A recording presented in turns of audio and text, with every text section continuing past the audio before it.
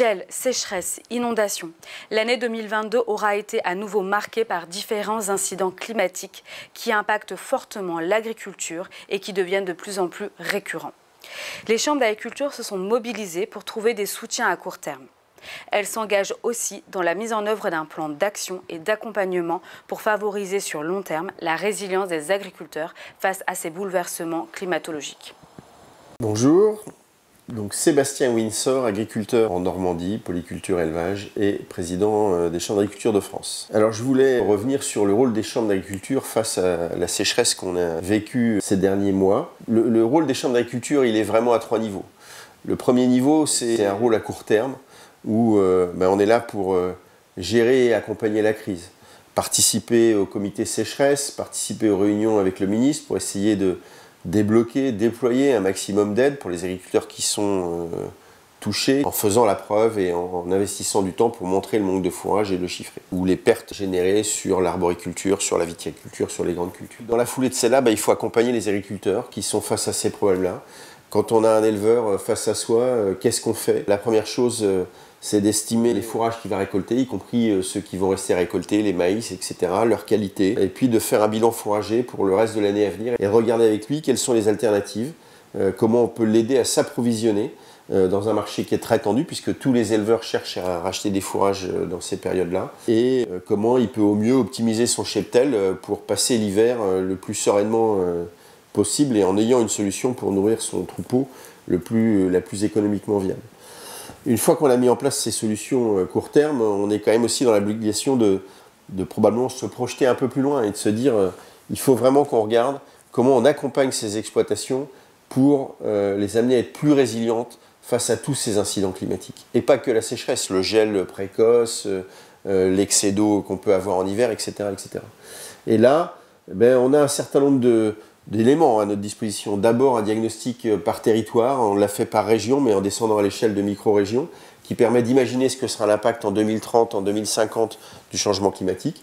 Et à partir de là, de regarder, exploitation par exploitation, comment est-ce qu'elles seront impactées par le changement climatique et qu'est-ce qu'on peut mettre en place. Est-ce que le dispositif assurantiel sera en mesure de répondre aux attentes de l'agriculteur et va l'aider à se sécuriser? Comment il doit aborder ce dispositif assurantiel? Est-ce qu'on peut imaginer du stockage d'eau? Et si oui, comment on fait pour porter les projets un peu simplement?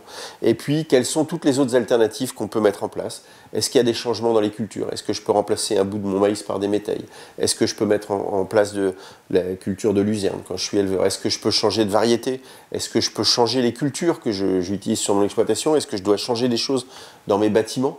Est-ce que je dois changer de cépage? Est-ce que je dois changer de variété? Est-ce que je dois changer dans la façon de travailler mes sols? Toutes ces techniques-là, il faudra que le technicien chez nous puisse les regarder avec l'agriculteur. Et pour ça, on est en train d'essayer de bâtir un diagnostic, qui serait un diagnostic qu'on ferait avec l'agriculteur, faisant état de sa situation et regardant tout ce qui peut être mis en place dans son territoire, là où il est, y compris par rapport aux débouchés possibles, et du coup en bâtir un plan d'action sur comment je transforme mon exploitation pour être plus résilient face au changement climatique, en partant de l'assurance, en allant jusqu'à l'irrigation, mais en regardant toutes les solutions intermédiaires qui peuvent être mises en place.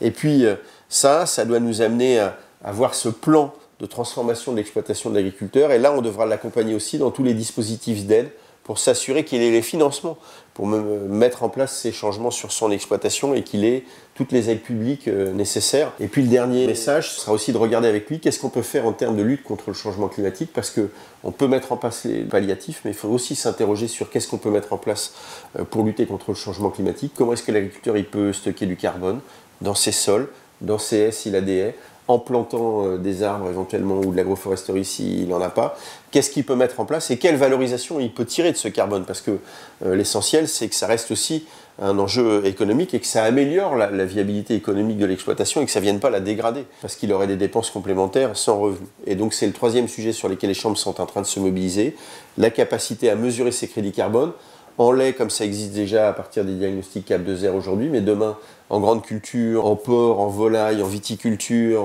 ou en arboriculture, de regarder ce qu'on sait faire, comment on peut générer des crédits carbone et de participer à la valorisation de ces crédits carbone, notamment en allant les vendre à des entreprises locales autour de chez nous pour mieux les valoriser et pour permettre à l'agriculteur d'en tirer un revenu qui lui permette non seulement de compenser les coûts qu'il a eu pour stocker ses crédits carbone, mais de lui dégager peut-être un revenu supplémentaire et en plus de lutter contre le changement climatique qui l'impacte.